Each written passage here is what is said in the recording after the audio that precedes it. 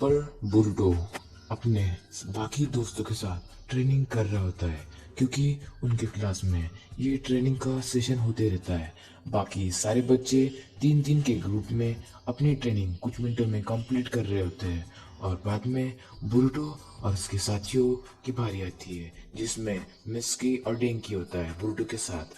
पर डेंकी थोड़ा सा कमजोर होता है, जिसके कारण वो एक्टिविटी में थोड़ा सा लेट करता है। पर ब्रूटो और मिस्की बहुत तेजी से ऊपर चढ़ जाते हैं, पर मिस्की को ये नहीं कर जाता। वो बार बार नीचे गिर रहा था और यहाँ पर भी जब वो ऊपर चढ़ने लगे तो उसका पैर फिसल गया और वहाँ पे ये लटक गया और वो नीचे गिर जाता है और कहता है मैं ठीक हूँ। और अचानक बुरुटो के शैडो क्लोन्स आते हैं और उसे ऊपर ढकेलते हैं। बुरुटो उसका हाथ पकड़ने वाला होता है, पर वो डेंकी का हाथ नहीं पकड़ पाता।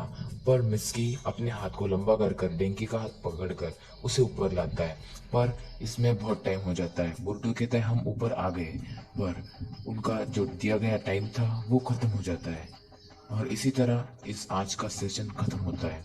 और ये टकला लड़का बुरुटो के पास आता है और कहता है तुम डेंकी को निकाल कर मुझे अपनी टीम में ले लो, क्योंकि डिंकी कमजोर है। और बुल्टो कहता है नहीं, मैं तुम्हें नहीं लूंगा, ऐसी कोई बात नहीं है, डिंकी बहुत अच्छा है।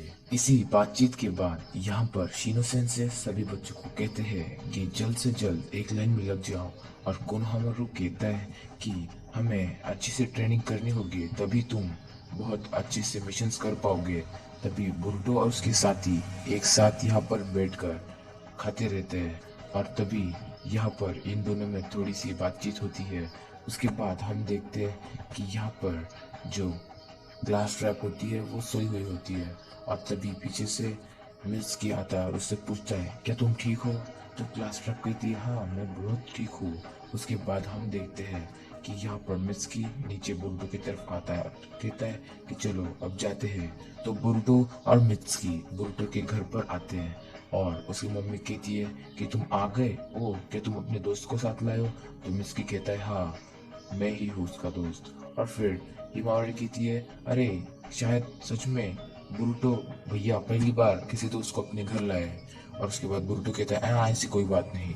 के बाद हम देखते हैं कि यहाँ पर बुरुटो कहता है वाह मॉम इतना अच्छा खाना बनाया है, क्या तुम ये रोज क्यों नहीं बनाती, सिर्फ दोस्त या मेहमान आने पर क्यों बनाती हो।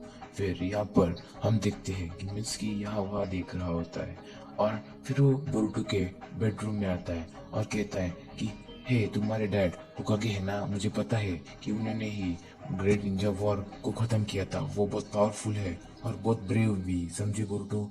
और बाद में वो खाने के लिए नीचे आते हैं और कहते हैं कि ए बुरुटो क्या अच्छा खाना है। और बुरुटो कहता है हाँ हाँ सिर्फ तुम आए हो इसीलिए ये बना है। फिर बाद में हम देखते हैं कि बुरुटो के डैड नारुतो घर पर आ जाता है और बाद में वो खाना खाने लगते हैं।